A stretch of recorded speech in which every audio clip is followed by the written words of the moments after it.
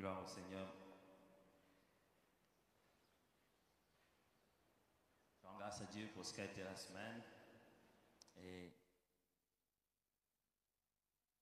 aujourd'hui, par la grâce de Dieu, nous allons continuer ce message ou en fait conclure cette série de messages qu'on a commencé depuis quelque temps, qu'on a appelé justement notre message. Alors on subdivisé en deux parts. Une partie, nous avons parlé de notre message en tant que chrétiens, notre message pour le monde, ce que Jésus nous demande d'annoncer au monde, ce que l'Église dit à ce monde. Et la deuxième partie, ce que Dieu nous dit à nous, l'Église, ce que nous enseignons dans l'Assemblée quand les frères et sœurs viennent. Je tiens à nous rappeler que nous allons commencer notre séminaire avancé avant la fin de ce mois-ci, à partir du 24, je crois, le 23 déjà, 23 ou 24, 24. Nous allons commencer le séminaire avancé. Vous savez, c'est ce séminaire pour lequel l'année passée, nous sommes allés finir avec une célébration à l'Athénée de la Gombe. C'est ce séminaire au cours duquel on enseigne les uns les autres sur ce que Dieu aimerait nous voir faire ici sur la terre, qu'est-ce qu'il attend de nous, comment on doit prendre des initiatives et faire quelque chose de notre vie ici-bas avant que Jésus ne revienne. Mais il sera précédé, comme on l'a fait l'année passée, par un séminaire de culte matinaux d'abord. Vous vous souvenez, l'année passée, pendant les 30 jours, on a commencé d'abord par un séminaire avec le pasteur Henri Papa qui a précédé les 30 jours. Il en sera de même avant le séminaire avancé. Nous aurons d'abord, pendant la semaine qui précède, un autre moment d'enseignement, un autre moment de prière déjà spécialement au culte matinaux, qui sera justement le redémarrage aussi de toutes les activités des cultes matinaux. Aujourd'hui, j'aimerais conclure ce message en parlant de deux autres points. Nous avons commencé ce message qu'on a appelé notre message en étudiant le livre de Paul aux Corinthiens, les deux livres de Paul aux Corinthiens, le premier et le second. On a utilisé ces deux livres pour voir les enseignements et les vérités bibliques et éternelles qui sont à l'intérieur concernant notre message en tant que chrétien pour le monde et notre message pour les frères et sœurs dans l'Église. Le dimanche passé, j'ai commencé avec vous à exploiter le message chrétien aux chrétiens ou bien le message de Dieu à l'Église.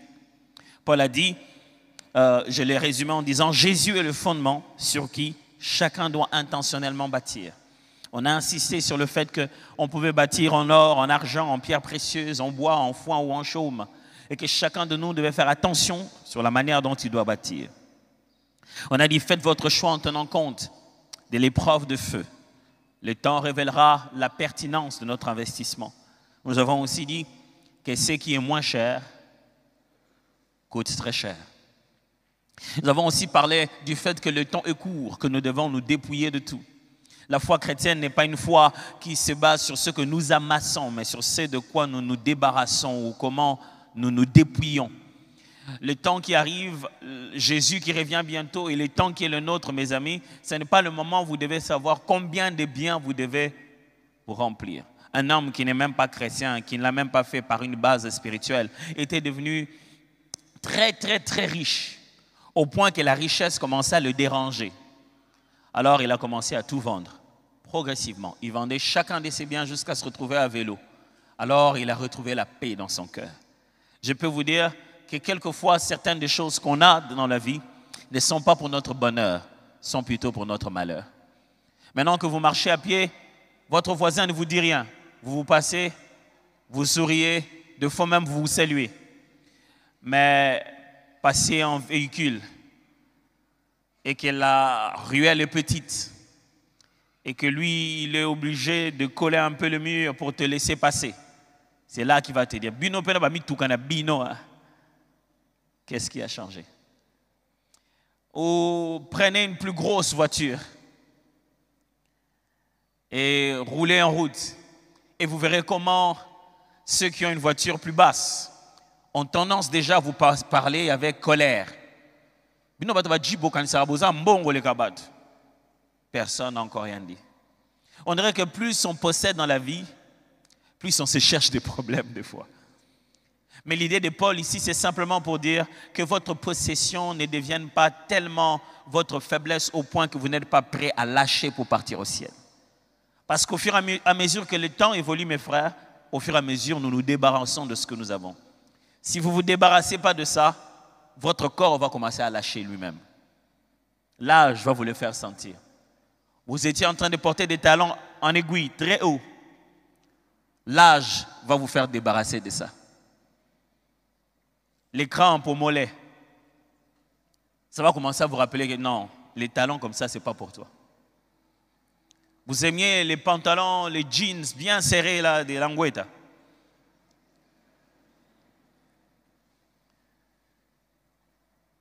Les temps que ça va vous prendre maintenant de commencer à courber avec votre dos pour pouvoir l'enlever, ça va vous faire, vous allez vous en débarrasser. Alors Paul dit, à quoi ça sert de passer tout ce temps-là? Pendant que ces choses, le moment que nous passons à les avoir absolument, nous distrait du Seigneur et nous éloigne de Dieu et nous rend incapables de dire oui à la mort même quand elle viendrait au nom de Jésus. Parce que la possession nous tente. Je vais commencer aujourd'hui par le troisième. Quelle est la troisième chose? Quel est le troisième point de notre message dans le corps du Christ? Alors j'aimerais te demander de poser une question au voisin. Est-ce que tu vas obéir? Qu'est-ce qu'il a dit? Il t'a encore posé la question. Ah.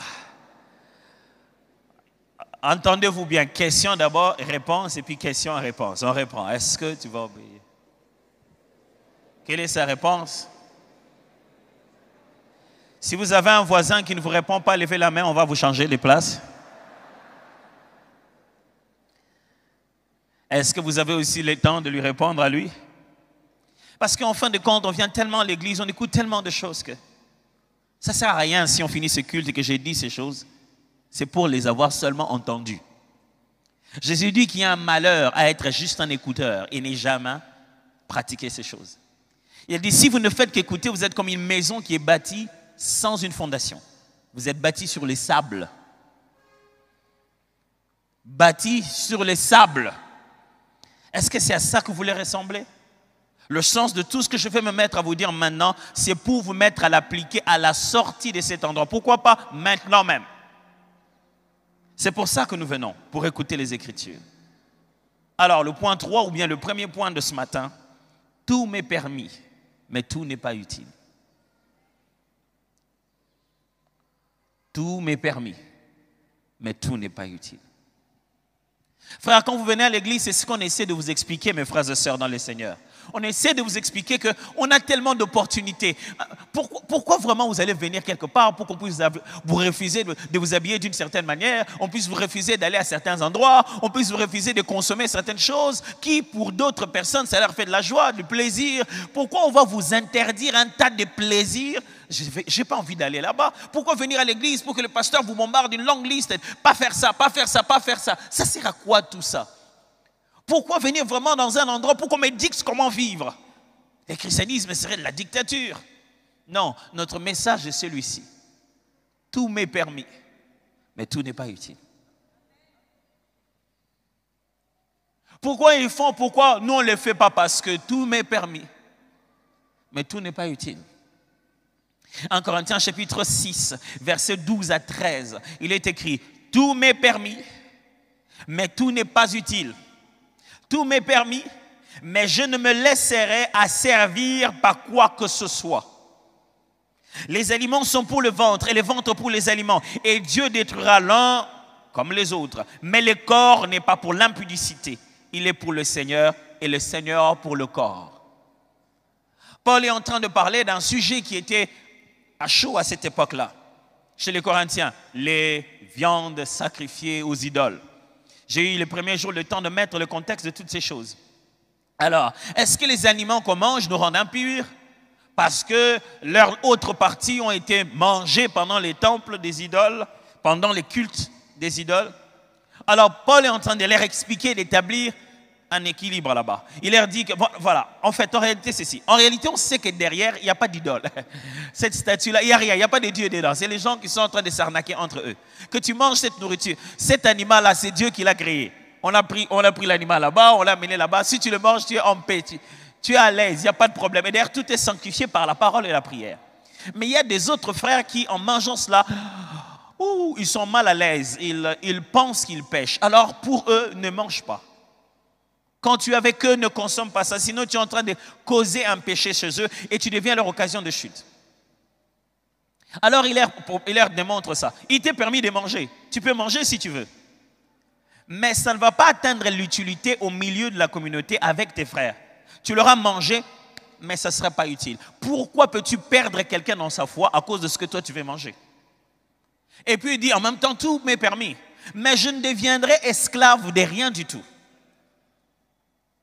Alors c'est pour ça qu'il ajoute en disant, les aliments sont pour le corps.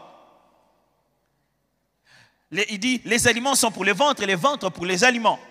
Dieu détruira l'un comme les autres. Il dit, que vous mangez, que vous ne mangez pas, le corps et la nourriture, tout cela va disparaître. Mais il précise l'utilité du corps. Il dit, une chose pour laquelle, par contre, je ne peux pas faire de faveur, ce que vous devez savoir, que le corps n'est pas pour l'impudicité. Ce qui vous suit ici, ce n'est pas la nourriture. Ce qui vous suit ici, c'est l'impudicité. Alors, qu'est-ce qu'il veut leur enseigner? Qu'est-ce que nous voulons enseigner tous les jours aux frères et sœurs à l'église? Vous pensez vraiment qu'on veut poursuivre vos moments de boisson pour vous dire lesquelles des boissons mettre sur votre table? Qu'est-ce que ça a à voir avec l'éternité? Pensez vraiment qu'on est en train de poursuivre votre garde-robe pour vous dire lesquelles détails, jusqu'à quel centimètre vous devez porter, à quel point ça doit être serré ou pas serré? Ce n'est pas ça le but. Le but, c'est que tout m'est permis, mais tout n'est pas utile. Si tu prends ça, tu bois, est-ce que ça ne va pas entrer en toi? Tu n'iras pas au ciel. Oh non, ce n'est pas ça. Est-ce que si tu portes ce qu'on a refusé, tu n'iras pas au ciel? Oh non, ce n'est pas ça. Mais écoute ce qu'on dit, tout m'est permis, mais tout n'est pas utile. Qu'est-ce qu'il veut dire? Il veut dire le libertinage est une forme d'esclavage. Je répète, libertinage égale esclavage. Celui qui vit une vie d'une forme de liberté où il ne respecte aucune règle est en réalité esclave.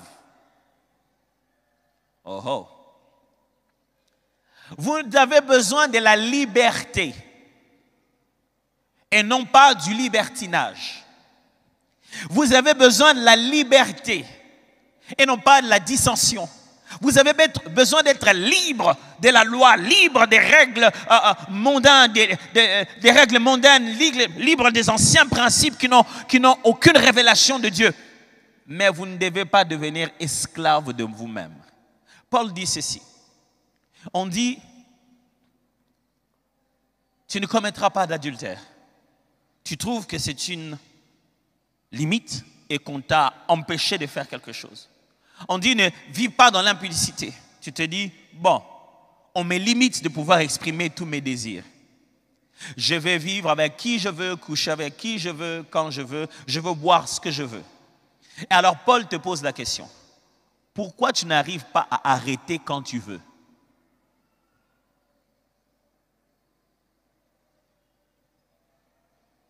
Non, c'est seulement parce que moi-même je ne veux pas. Alors on va faire un exercice. Essaie un peu de vouloir. Et arrête. Essaye d'arrêter pour 1 mois, 2 mois, pour 1 année, par ton simple vouloir. C'est là que tu te rendras compte que tu es devenu un esclave. Que ce que toi tu appelles de la liberté, c'est de l'esclavage. Paul dit, en pensant que tu es libre de faire tout ce que tu veux, tu es devenu esclave de tes désirs et de tes passions. Vivre sans limite, c'est être esclave, pas être libre. Nous sommes dans une génération, dans l'époque où on dit à tout le monde, exprime-toi, fais tout ce que tu veux, sois libre, crois en toi-même, avance, que les gens ne t'arrêtent pas, sois libre, ne suis pas les règles, réfléchis en dehors de la boîte. Mes frères, il y a des règles sur la terre que Dieu a établies. Si on ne les respecte pas, on court vers la mort. C'est ton propre corps. Fais de ça ce que tu veux. Tu sais, tu peux faire ça. Mais est-ce que Dieu va t'abandonner à cause de ça? Il y a quand même des règles à suivre. Oh, mon frère, on peut tous finir la course, mais en quel état? Paul dit, libertinage égale esclavage. Quand tu t'en vas faire tout parce que c'est permis, tu te fais asservir par ces choses. Je répète ces phrases. Tout m'est permis, mais tout n'est pas utile. Tout m'est permis, mais je ne me laisserai asservir par quoi que ce soit. Vous voulez qu'on fasse des débats sur quoi? Sur oui ou non la parole de Dieu permet de boire l'alcool? Qu'on fasse des débats sur quoi? Est-ce qu'un chrétien peut-il s'habiller comme toi tu t'es habillé? Ce n'est pas ça le débat. Le débat c'est utile. Ça sert à quoi? Oh, si ça sert qu'à ton plaisir et tu ne te rends pas compte de comment ça te détruit, alors je te demande, fais-toi une faveur. Arrête ça un peu pendant un moment par ton propre vouloir. Comment ça se fait que tu es devenu réglé comme une montre? À cette heure-là, tu dois être dans un bar. Comment ça se fait que tu te dis non, je suis trop stressé, il faut que j'aille dans une boîte de nuit pour me défouler? Comment ça se fait que tu es stressé chaque week-end? Comment ça se fait que tu te défoules régulièrement? Au même endroit. Pourquoi ne pas résoudre le problème de stress et ne plus avoir besoin de te défouler? Tu sais, ces choses ici, bon, on les fait seulement... bon, c'est pas ce qu'on veut, ce n'est pas parce que tu veux. La chose te dit, vas-y, va faire. Et tu obéis, oui, maître. Tu es en train d'aller tout bonnement vers l'esclavage de ta soi-disant liberté.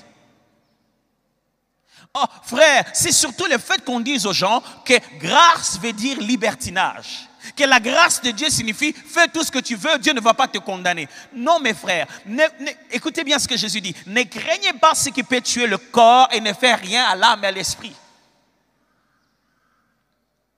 Les gens sont prêts à respecter des règles à cause de leur réputation. Si je fais ça, les gens vont savoir et ma réputation sera détruite. Les gens sont prêts à respecter les règles à cause de la coercition qui est derrière. Si je fais ça, on va m'arrêter. Mais Dieu dit, respecte ça pour ta propre santé. Pour rien d'autre, ta propre santé. Non, non, c'est pas grave. Je vais arrêter demain. Chaque fois que vous pensez que vous allez arrêter demain, c'est parce que vous n'avez aucun pouvoir sur aujourd'hui. C'est le signe que vous êtes esclave. Je vais reprendre ça. Chaque fois que vous pensez arrêter demain, c'est parce que vous n'avez aucun pouvoir pour aujourd'hui. C'est le signe que vous êtes esclave. Pourquoi pas aujourd'hui? Qu'est-ce qui vous empêche d'arrêter aujourd'hui? Non, tout de suite là. Qu'est-ce qui vous empêche d'arrêter ça? Paul est en train de dire, dans la vie, il y a le fondamental et il y a le superflu. Dans la vie, il y a l'utile, il y a l'agréable, il y a le désirable, mais vivez d'abord avec ce qui est utile, ce qui édifie, c'est pour lequel vous avez contrôle et non pas sous lequel vous êtes au contrôle. Pose-toi la question toujours, est-ce que j'en ai besoin? Nous sommes dans les sociétés de haute consommation. Regardez nos maisons remplies de grosses télés que personne ne regarde. Très, très grosses télés, plus le téléphone, ainsi que les tablettes qu'on a données aux enfants. Personne ne regarde cette télé-là. C'est l'appareil devant lequel on va dormir. C'est notre somnifère. On se met devant pour dormir. Il y a même des réflexes. Les gens, dès qu'ils arrivent à la maison, papa, ils allument la télé et puis ils vont en chambre.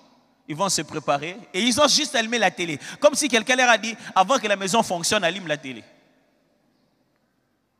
Nous sommes dans un monde qui nous montre des choses soi-disant importantes. Il te faut ça, il te faut ça. On est passé à 12, hein? On est passé à iPhone 12, on est passé à Samsung, ceci. Il te faut ça. Comme si tu utilisais tes vieux téléphones, ça ne va pas passer. Non, mais tu sais, la nouvelle tendance, il te faut ça, il te faut. Il ne te faut pas ça, mes frères. Il te faut Jésus de Nazareth. Il te faut obéir à la pensée de la parole de Dieu. Tu n'es pas obligé. Écoutez-moi mes frères, personne n'a un cahier de cotation pour lequel tu risquerais de devenir dernier de la classe et ne pas recevoir le diplôme de l'habillement. Ils vont se dire, non. Vous savez ce qu'il y a de drôle? Vous pouvez être habillé bizarrement. Vert mélangé de rouge et des cramoisis. Chaussures en, je ne sais pas moi, en quelle autre couleur. Vous pouvez être habillé comme un drapeau. Personne ne va rien vous dire. Ils vont juste aller se moquer de toi. Chacun va dire, vraiment comment il est bien. Mais personne ne va venir t'enlever ça. Habillez-vous comme ça une fois, 2 fois, 3 fois. Après 3 semaines, ça deviendra la mode. Tout le monde va commencer à s'habiller comme vous. Tout le monde se dit, qui va risquer le premier à la bêtise pour que nous puissions le suivre? Aujourd'hui, les gens aiment celui qui sort des sentiers battus. Mais pourquoi Jésus a passé tout son temps à être le fondement pour que tu puisses construire à côté? Vous imaginez quelqu'un qui creuse profondément, qui fait la fondation et qui se met à construire à côté de la fondation, pas sur la fondation. Paul dit, ce qui vous est utile, c'est ce qui marche bien avec la fondation que vous avez placée. Ne prenez pas les tôles pour les mettre sur la fondation. Il y a un temps pour les tôles. Bâtissez d'abord des murs. Mes frères, tout nous est permis, mais tout n'est pas utile. Ne faisons pas des débats sur des détails inutiles. Vivons la foi chrétienne dans son authenticité, dans sa simplicité. C'est ça notre message. Nous ne cessons pas de dire aux frères, aux sœurs, Dieu va-t-il vous donner une voiture? Oui, il peut le faire. Va-t-il vous donner de voyager partout? Oui, il va le faire. Mais pourquoi?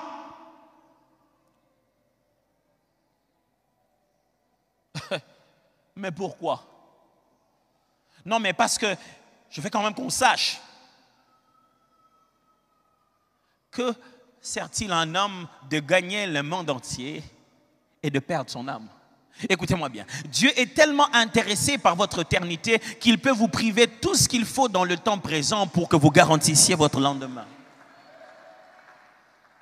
Je suis désolé de vous dire, mais on doit le dire, on doit le répéter quelquefois dans l'église pour qu'on prenne conscience. C'est vrai que quand je vais le dire, les gens ne vont pas dire amen parce que tout le monde veut être une exception, mais ça se passera comme ça. Ce sont les règles de la vie et de la vérité éternelle. Nous ne deviendrons pas tous des millionnaires, nous ne marierons pas tous, nous ne voyagerons pas tous. Vous imaginez un univers où tout le monde est en train de voyager dans tous les sens? Non. Et ceux qui ont voyagé, ceux qui ont eu des visas, ceux qui se sont mariés, ceux qui sont devenus des millionnaires ne sont pas plus grands que les autres. Sinon, le Fils de Dieu serait venu pour naître dans un palais royal. Mais c'est pour travailler avec ses propres mains que Jésus est venu, faire une carrière de 18 ans de charpentier et voyager de lieux en lieux à pied avec son bateau aussi. Frère, qu'est-ce qui est utile? Les gens dépensent des milliers d'argent pour les choses qui ne sont pas utiles. Qu'est-ce qu'il veut dire par là? Tout m'est permis, mais tout n'est pas utile. Il veut dire, dans ce qui est possible, veillez sur l'utilité et la liberté. Il dit, dans tout ce qui est possible, dans tout ce qui est dans l'ordre du faisable, veillez sur 2 choses. Utilité et liberté. L'utilité, mes frères, c'est le fait que un objet ou une personne ou quoi que ce soit ait une finalité. Cette finalité consiste à fixer, résoudre un problème ou apporter de l'équilibre dans l'univers. C'est ça l'utilité. L'utilité, c'est la finalité d'une chose, de sorte qu'elle résout un problème ou apporte de l'équilibre dans l'univers. C'est ça l'utilité.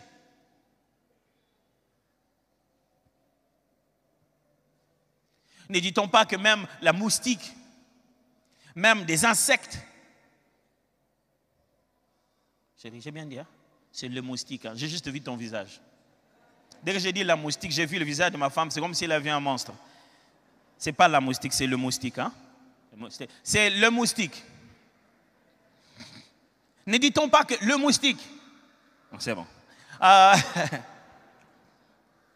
Femme, elle est tout le temps là, elle me dit, mais finalement, pourquoi tu perds tes articles? Hein? J'ai dit, tu t'imagines, la nuit j'étudie en anglais, le matin je fais les devoirs en anglais, et puis je me mets à parler le français, et puis je dois parler encore le lingala, et je dois apprendre le mandarin, et puis je dois travailler le grec et comprendre l'hébreu. Et à un moment, certaines choses, franchement, je me dis, moustique, c'est bon. Allez, qui a dit que moustiques, ce sont des hommes? Il n'y a pas de femmes chez eux, franchement. Merci chérie d'être toujours là pour moi. Paul veut dire, dans l'ordre du possible, dans tout ce qui est faisable, veillez sur deux choses. Vous voulez acheter une nouvelle voiture? Oui. Posez-vous la question, utilité et liberté. Est-ce que je suis en train de l'acheter librement ou c'est en comparaison avec ce que le voisin a acheté et en comparaison à ce qu'on est en train de dire qui serait notre rang? Les gens peuvent vous faire des choses. Hein? Je me souviens une fois, j'étais en train de faire la procédure. À ce moment, j'étais en train de faire un stage dans une des entreprises de la télécommunication de la place quand je faisais ma licence en gestion des affaires. Et je devais en même temps faire les procédures pour certains pasteurs qui devaient aller aux études en Afrique du Sud et aux États-Unis. Alors, je devais aller en Afrique du Sud parce que j'étais un peu comme le tuteur, celui qui s'occupait de ça. Alors, j'ai quitté le bureau de là où je travaillais, j'ai marché, je suis allé juste à l'ambassade parce que c'était l'heure. Au moment où je sors de l'ambassade d'Afrique du Sud, un frère me rencontre. Et je passe, il me voit. Il dit, « Oh, pasteur Tom !» Je dis, « Oui, mon frère. » « Bonjour, bonjour. » Parce que vous savez que quand vous êtes le pasteur à Toms, vous n'avez pas le droit de répondre à une salutation sans sourire. C'est-à-dire, vous ne pouvez pas avoir des problèmes, ni avoir mal quelque part. Chaque salutation, bonjour mon frère. Il dit bonjour, bonjour. Il dit, ah, c'est vous. Bon, j'ai jamais su ce qu'il faut répondre à cette question. Quand on me demande c'est moi, j'ai dit quoi? Oui, c'est moi. Pourquoi tu n'as pas demandé au voisin s'il n'était pas moi? Ok, c'est pas grave. Mais... Et puis il me dit, ah, c'est vous. Je dis, oui, mon frère, ça va, je viens, je le salue et tout et tout. C'est l'attitude normale de la bergerie. Il faut apprendre à rester proche. Et puis, il me dit, ah, franchement, non, pas jusque-là. Moi, je dis quoi? Vous, à pied? Je regardais, oh, mais vous n'êtes pas à pied? Il dit, non, ça, laisse ça à nous. Vous voyez, c'est vous qui rendez les pasteurs comme ça. Si vous me voyez en moto, dit, ah, pasteur, vous, vraiment sur une moto. Et alors, est-ce que la moto à ce moment-là est utile? Oui, je suis venu durant tous les séminaires ici, chaque fois en moto ou à pied avec ma femme. Dès là où, depuis l'université Lista, on marchait comme ça, elle avec ses talents, on transpirait, on venait. Je prenais la moto, des fois tu n'as pas de moto, même les motos sont dans l'embouteillage des motos. Et puis, à ce moment-là, qu'est-ce qui est utile? Ma belle Jeep que vous m'avez offerte ou venir au culte? Si je me dis, non, je ne peux pas, moi je ne peux pas quand même arriver à ce moment-là, on me voit sur une moto, je ne suis plus libre. Si je ne peux pas garer cette voiture ou laisser quelqu'un d'autre la conduire, mais descendre normalement comme tout être humain sur la planète Terre, prendre une moto comme toute autre personne qui se respecte, et venir ici comme vous et moi, vous êtes venus aussi, c'est que je ne suis pas libre. Vous n'êtes pas libre car un standard commence à s'imposer sur vous. Le vrai standard de votre vie, c'est Jésus de Nazareth. C'est l'exemple de Christ, c'est ça. Si vos choix sont imposés par l'extérieur, par quelqu'un d'autre que vous, et non pas par l'intérieur, la vérité de la parole de Dieu, vous n'êtes pas libre. Si vos choix sont imposés par Facebook, Twitter, je ne sais pas moi quoi, WhatsApp, les standards qu'on voit là à l'extérieur, et que vous êtes en train de faire ça selon ce qu'ils disent, vous n'êtes pas libre. Alors dans tout ce qui est possible à faire, posez-vous la question, ça sert à quoi? Est-ce que ça sert à la gloire de Dieu? Est-ce que ça sert à ce que Christ soit vu à travers moi? Et dites-vous, sur base de quoi? Suis-je libre ou non? Je me rappelle une fois, vous savez, en musicien, on travaille, on fait des répétitions et tout. À un moment, je devais m'arrêter et aller acheter de la chikwang et Je risque de citer le nom du gars parce que je ne connais pas le nom de la nourriture. On appelait au nom du gars. Ah, Mohamed. On appelait ça du Mohamed. Donc je devais m'arrêter, sortir, aller chercher, acheter du Mohamed. Donc on fait la queue, on attend le Mohamed. Des fois on a des complexes, franchement. Si on avait fait la queue comme ça sur McDonald's, vous auriez trouvé qu'il y aurait un problème. On faisait la queue, on attendait cette grillade-là. Et puis quelqu'un était choqué que moi j'achète la grillade. Mon cher, franchement, tu veux que je meure de faim?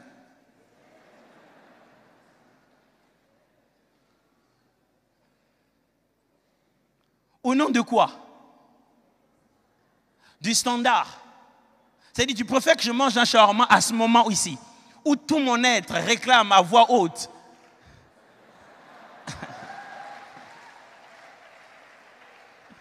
Non, c'est vrai que c'est pour rire. Ce que j'essaie de vous dire, ne devenez pas esclaves de ce qu'ils ont dit. S'il y a quelque chose à laquelle vous devez vous soumettre, sans souci du qu'en dira-t-on, c'est que disent les Écritures. Tout vous est permis. Mais si vous êtes en train de le faire, parce que cela vous est imposé par l'extérieur, vous êtes devenus esclaves.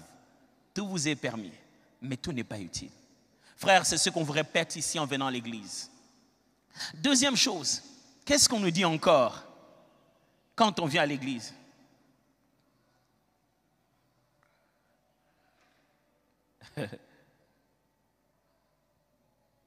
Le corps appartient à Dieu autant que l'esprit.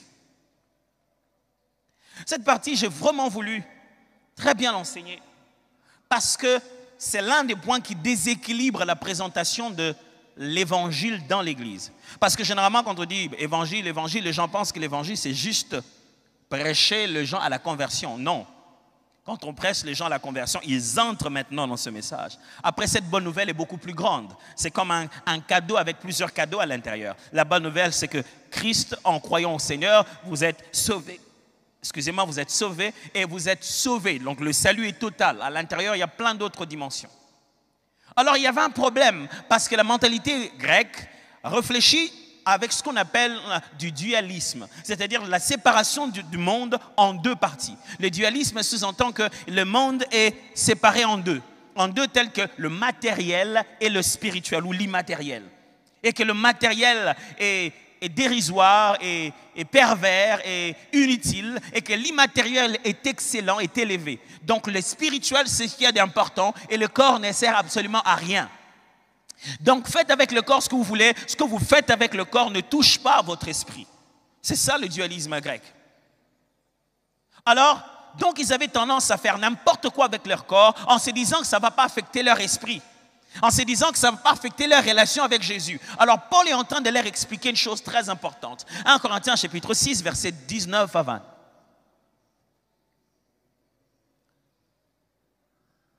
« 19 à 20. Ne savez-vous pas que votre corps est le temple du Saint-Esprit qui est en vous, que vous avez reçu de Dieu et que vous ne vous appartenez point à vous-même? » Vous avez entendu ça? Vous ne vous appartenez plus à vous-même. C'est ça l'engagement que vous avez fait en devenant chrétien. Frères et sœurs, nous ne sommes pas à nous. Oh. Vous n'êtes pas à vous-même. Frères, nous ne sommes pas à nous. Notre volonté ne peut plus prévaloir parce qu'on ne s'appartient pas. Pourquoi? Ne savez-vous pas que votre corps est le temple du Saint-Esprit? Qu'est-ce qu'est le temple du Saint-Esprit? Hein? Je répète, ne savez-vous pas que votre corps... Je ne sais pas, depuis un moment, on enseigne aux gens que votre esprit est le temple du Saint-Esprit. Et que le Saint-Esprit n'habite que dans votre esprit. Et comme nous sommes le temple du Saint-Esprit, pour être spirituel, l'Esprit habite en nous dans notre esprit. Paul dit, ne savez-vous pas que votre est le temple du Saint-Esprit? On n'a pas dit votre corps est l'Église. Je n'ai jamais compris aussi cette autre histoire. Que votre corps est le temple du Saint-Esprit, que vous ne vous appartenez pas, que vous avez reçu de Dieu et que vous ne vous appartenez point à vous-même. Car vous avez été rachetés à un grand prix. Glorifiez donc Dieu dans votre... et dans votre esprit qui appartiennent à... C'est ce que Paul essaie de leur expliquer ici. Il leur dit, le corps appartient à Dieu autant que l'esprit. C'est ce qu'on se tue à nous expliquer quand on vient à l'église. Mes frères et sœurs, quand Christ va revenir, il va venir nous prendre. Quand nous venons ici, ne pensons pas que puisque nous adorons en esprit et en vérité, nos corps ne servent à rien. Non? Comment seulement adorer en esprit et en vérité et un voisin qui dégage des odeurs nauséabondes? Tu vas voir comment ta louange va se stopper. Tu dis non, mais ça c'est en esprit, ça c'est la chair. Je me concentrerai à l'esprit. Alléluia. Tu verras que tu ne pourras plus ouvrir la bouche à tout moment. Parce que notre corps est important. Paul dit, mes frères corinthiens, ne faites pas n'importe quoi avec votre corps en pensant que Jésus n'a pas sauvé votre corps et que votre corps vous appartient, vous avez donné à Dieu que votre esprit. Je parlerai de ça les jours à venir. Je ne comprends pas ce concept que les chrétiens ont développé qu'ils appellent gagner une âme. On a pris ce langage-là comme ça. La Bible ne nous enseigne pas de gagner une âme. C'est une expression, bien sûr. Mais le travail du salut, ce n'est pas d'une âme, c'est de gagner un être. Esprit, âme et corps. Le salut est intégral et holistique. On ne cherche pas quelqu'un juste pour son âme. On cherche quelqu'un pour ce qu'il y ait esprit, âme et corps. Et il est étonnant d'entendre les gens dire gagner une âme pendant qu'ils ne traitent aucun problème de son âme. Ils commencent à lui parler que de son esprit. On a le temps d'étudier ces choses-là calmement. Jésus, quand il est venu nous sauver, il n'a pas dit, ok, toi tu es quoi? Esprit, corps, âme. Ah, les corps, ça c'est n'importe quoi. Commençons à partir de l'âme. Qui a créé le corps de l'homme? C'est la seule chose pour laquelle la Bible utilise un terme d'action manuelle. Au moment de la création, Dieu crée tout avec sa parole. Mais la Bible dit, Dieu dit, faisons l'homme à notre image. Il dit, Dieu, le terme qui est là, c'est le terme dans la sculpture. Il dit, salissons-nous les mains, faisons une sculpture humaine. Travaillons manuellement. Quand Dieu se dit, je travaille manuellement, il fait le corps. Et vous pensez que le corps, c'est rien? Le corps, c'est un chef-d'œuvre parce que c'est l'expression physique de tous les attributs spirituels de Dieu. Ok, je vais reprendre ça. Le corps, c'est quelque chose d'exceptionnel. C'est le moyen par lequel Dieu nous a donné physiquement les attributs élevés de sa personne. Il veut dire ceci, j'entends, je vous donne des oreilles. Je vois, je vous donne des yeux. Je bouge, je suis en mouvement, je vous donne des jambes. De sorte que quand il parle de lui, on peut bien le comprendre parce que nous portons quelque chose dans notre corps qui sont les expressions de son activité spirituelle. Alors Paul dit ceci, le corps n'est pas au plaisir pervers, même le corps appartient à Jésus. Mes frères, vous ne venez pas à l'église pour donner à Dieu votre esprit, c'est votre corps aussi.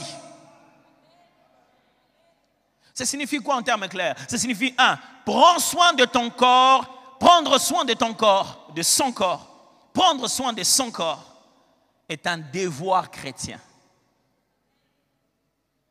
Pas un devoir sanitaire, un devoir chrétien d'abord. Prendre soin de son corps est un devoir chrétien, c'est-à-dire, si tu es enfant de Dieu, tu dis, je suis enfant de Dieu. Mon devoir le matin, quand je me réveille, je vais prier, je veux glorifier Dieu, je le glorifie, je le loue, je l'adore. Après, prends soin de ton corps. Ça signifie, ce n'est pas à 6 heures du matin que tu vas mettre 5 cuillerées de café, de sucre, dans un demi-verre de thé, à peine chauffé. Et puis tu veux qu'on prie après pour le diabète. Par quelle révélation biblique je dois t'expliquer que c'est mauvais pour la santé? Non, ça ce sont les choses de la chair. La Bible dit mangez, buvez, car demain vous mourrez. Lisez le tout, mes frères, lisez le tout dans la Bible. Ne prenez pas les versets comme ça. Dieu ne te fera pas faire les sports. Je vais répéter ça. Tu ne seras pas rempli du Saint-Esprit que tu t'es mis à courir sur un tapis. Non. Ça, c'est ta responsabilité. De la même manière, l'Esprit de Dieu ne médite pas la Bible à ta place. De la même manière, il ne te fera pas courir. Autant méditer la Bible est un devoir chrétien personnel pour lequel tu es conscient que je dois ouvrir ma Bible, lire. Autant prendre soin de ta santé est un devoir chrétien. Frère, sans ce corps, vous devenez inactif dans ce monde. Si vous n'avez pas ce corps, vous ne servez à rien, vous n'êtes plus actif. Vous pouvez peut-être être... Un jour, j'ai fait une expérience bizarre. J'étais en train de courir, j'étais en train de rentrer. On était allé, ça fait vraiment longtemps, on était parti prêcher quelque part, chanter quelque part avec des amis. On a fini de chanter et ils m'ont fait une mauvaise blague. J'étais déjà en train de partir, ils savaient combien je tiens à ma Bible. Et ils m'ont dit, oh, tu sais quoi, ta Bible, elle est restée à l'église, tu l'as oubliée. Oh, j'ai tout de suite tourné. Mais il avait la Bible. Je courais en courant tellement vite. Un jeune homme qui venait je ne sais d'où, il avait exactement la taille dont la tête arrivait ici au niveau de mon abdomen. Et au moment où on courait, il faisait sombre. Je ne l'ai pas vu venir. Je pense que lui non plus. Et il venait avec une telle vitesse qu'il m'a cogné ici au moment où je prenais ma respiration pendant que je courais. Boum, je suis tombé au sol. Je n'arrivais plus à respirer. Et ma jambe était en train de s'étendre comme une poule qu'on est en train de tuer. Et on savait bien que plus le rythme allait se faiblir, je serais parti. Pendant ce moment-là, je me suis vu au-dessus, moi au milieu et les gens autour. J'ai vu mon corps, j'ai vu les gens qui étaient autour de moi. Vous savez, c'est drôle, hein, comment l'homme est impuissant. Ils étaient en train de me dire, respire, respire. J'avais envie de leur dire, c'est justement ça que je n'arrive pas à faire. Vous pensez que je peux faire ça et je m'amuse à ne pas le faire? Mais quoi faire? Ils sont impuissants, ils ne savent pas quoi dire. Et pendant quelques secondes, juste pendant quelques secondes, vous savez, l'expérience spirituelle est bizarre. Hein? C'est comme si on me ramenait, on me disait, rentre. Je dis, mais je n'ai même pas compris ce qui s'est passé. Whoop! Je suis rentré dans mon corps. Boum! Je me suis réveillé. C'est bizarre. Hein? Pendant ce moment-là, j'étais en train de voir les gens, mais j'étais inactif. J'avais envie de leur dire, je suis là, vous inquiétez pas. Voulez-vous être en train de voir vos enfants sans être capable de les toucher? Sans être capable de leur dire, oh câlin, je t'aime mon bébé. Tu seras en train de le voir de l'autre côté. Hein? De l'autre côté, tu continues à nous voir, hein? Mais tu n'es plus actif. Je pense que le problème vient du fait qu'il y a un genre de raisonnement chrétien ici que nous avons, selon lequel, quand quelqu'un meurt, c'est la volonté de Dieu. Et on est dans une grande confusion. Personne ne meurt si ce n'est pas la volonté de Dieu. Attention, attention, attention. Chaque fois qu'un être humain meurt, ce n'est pas ce qu'on appelle la volonté de Dieu. C'est-à-dire, ce n'est pas Dieu qui a décidé de sa mort. Non. Non, non. C'est pour ça qu'on dit, ah, c'est la volonté de Dieu. Mais c'est bizarre, dans la même culture, on dit c'est la volonté de Dieu. On pense que quand quelqu'un meurt, c'est que les sorciers l'ont bouffé. Finalement, c'est la volonté de qui? Dès que quelqu'un meurt en famille, on veut savoir qui est le plus riche de la famille. C'est lui qui l'a bouffé. Mais il est quand même mort de la volonté de Dieu. Oh non. Il y a des gens qui meurent de leurs propres erreurs. Il y a des gens qui meurent de leurs propres bêtises. Tu veux vérifier si c'est la volonté de Dieu que tu meurs ou pas? Tout à l'heure, quand on va dire Amen, va vite sur la grande route, mets-toi là-dedans. Et tu m'expliqueras ça le jour où on se verra au ciel. Non. Ce sont des erreurs des médecins, des mauvaises façons de se comporter, la mauvaise façon de prendre sa santé. Il y a plusieurs facteurs pour qu'un être humain meure. Alors ne pense pas que je vais faire ça. Le jour où Dieu voudra me prendre, il me prendra. Non. Et à un moment, le corps va juste cesser de fonctionner. Mes frères, le truc dans lequel nous sommes ici, ça arrête de fonctionner. Il y a des jours où tu as vraiment envie de faire une chose, mais n'arrive pas à le faire. Alors si tu es chrétien, protège ton corps, garde ton corps, parce qu'il est le temple du Saint-Esprit.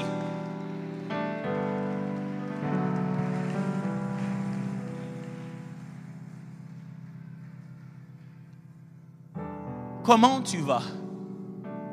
Ça, c'est ma question. Comment vas-tu ce matin? Qu'est-ce que tu vas bien? Ton corps va bien? Ça veut aussi dire, nous ne laisserons pas le corps, mais nous le changerons. C'est ce que ça veut dire. L'évangile de la foi chrétienne ne dit pas que après ce corps va pourrir, on n'en aura plus besoin. Non, c'est faux. Je n'ai pas le temps d'enseigner l'eschatologie aujourd'hui. Pendant cette année, on aura le temps de parler de ça beaucoup. Mais voilà par contre ce que la Bible dit. La Bible dit que lorsque Christ reviendra, nous allons porter un autre corps. Pourquoi encore? Il a dit, les morts en Christ ressusciteront et les vivants seront changés. Et nous porterons un autre corps. Il dit, Paul est en train d'expliquer, il dit, quel est le corps des anges? Comment sont-ils? Un corps, un être spirituel, un corps spirituel. Ça veut dire que nous aurons encore à récupérer le corps.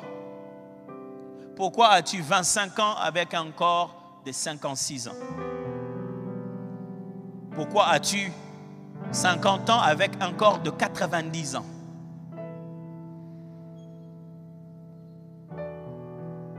Mais pour te faire sentir jeune, tu te mets à porter les histoires des enfants de 25 ans. Du haut de tes 50 ans. Ce n'est pas en portant une petite culotte que tu vas mieux et que tu te sens jeune. La véritable jeunesse, c'est dans l'état de ton corps. Pas dans la mode que tu choisis. Parce qu'aujourd'hui, quand tu es dans les rues de Kinshasa, il y a compétition. Les grandes dames, les petites dames, tout le monde s'habille de la même manière. Ils ont un respect de leur âge. Tu as atteint un certain âge, tu ne peux plus porter certaines choses. Tu le mérites. L'âge que tu as là, tu mérites d'être comme ça. Tu l'as gagné avec le temps. Tu n'as pas perdu la course. Tu es en train de la remporter. Ça montre que tu as suffisamment été sur la terre et tu as tenu bon.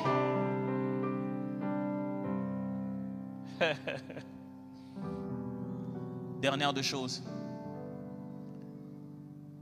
Le message que nous disons à nous tous à l'église. Courez de manière à remporter le prix. 1 Corinthiens 9, 22, 27. J'ai été faible avec les faibles afin de gagner les faibles. Je me suis fait tout à tous afin d'en sauver de toute manière quelques-uns. Je fais tout à cause de l'évangile afin d'y avoir part. Ne savez-vous pas que ceux qui courent dans le stade courent tous, mais qu'un seul remporte le prix? Courez de manière à le remporter. Tous ceux qui combattent s'imposent toutes sortes d'abstinences et ils le font pour obtenir une couronne corruptible, mais nous, faisons-le pour une couronne incorruptible. Moi donc, je cours, non pas comme à l'aventure, je frappe, non pas comme battant l'air, mais je traite durement mon corps et je le tiens assujetti, de peur d'être moi-même rejeté après avoir prêché aux autres. Frères et sœurs, vous devez savoir une chose. La foi chrétienne est une course. Et quand vous courez, courez de manière à remporter le prix. Ça signifie quoi? Ça fait simplement dire, les chrétiens ne seront pas égaux dans la gloire. Ni dans la gloire présente, ni dans la gloire à venir. Ne pensez pas qu'au ciel, nous serons tous dans les maisons pareilles. Non, la Bible est claire. Au ciel, il y aura des cités, il y aura des quartiers. Il y aura une différence au ciel. Non, nous n'allons pas tous croire au Seigneur Jésus arrivé au ciel et nous tous dans la félicité et nous sommes pareils. Non, ce n'est pas ça ce qu'enseigne la Bible. La Bible dit de l'autre côté, il y aura des cités différentes où chacun sera récompensé d'après ses efforts ici. Courez de manière à remporter le prix. Ne faites pas le juste minimum. Ne faites pas juste un peu. Il y a une prix à remporter. Il y a des victoires à gagner. Ça signifie quoi? Ça signifie être sauvé n'est pas la finalité. Être sauvé, c'est le moyen. Quand vous dites, Jésus, j'ai donné ma vie au Seigneur, vous êtes entré dans le chemin, la vérité et la vie. Vous allez vers la destination finale. Être sauvé, c'est le départ d'un processus. Ça veut dire que vous étiez mort, ressuscité. Maintenant, il y a une vie à vivre. Et Paul dit, pendant que nous vivons cette vie, sachant qu'il y a une couronne à remporter. Je refuse qu'après avoir prêché comme ça,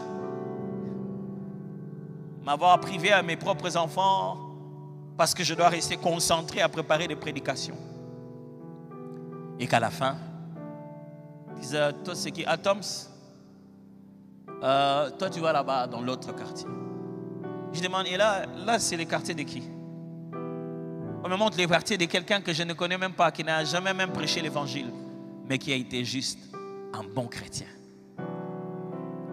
Qui a juste été capable de garder la foi et de combattre le bon combat. Qu'est-ce que vous faites? Vous le faites par utilité, vous le faites par liberté. Votre corps, vous en faites quoi? Est-ce que vous courez ou vous vivez la vie chrétienne au plateau sans ressentir ce challenge de gagner les âmes et de faire plaisir à Dieu? Prions ensemble. Laquelle de parties vous convient le mieux? Lesquels de points j'ai parlé ici vous a le plus touché? Est-ce qu'on peut se mettre à prier et dire à Dieu quelque chose sur ça? Père, pardonne-moi d'utiliser mal mon corps. Peut-être c'est ça. Je me dis toutefois, après je vais faire quand même quelques marches. Je vais un peu quand même arrêter l'huile. On me dit que l'huile, ça ne me fait pas du bien. La graisse, Seigneur, donne-moi la force. C'est le moment de décider. Prions, parlons Seigneur. Oui Seigneur, je t'en prie.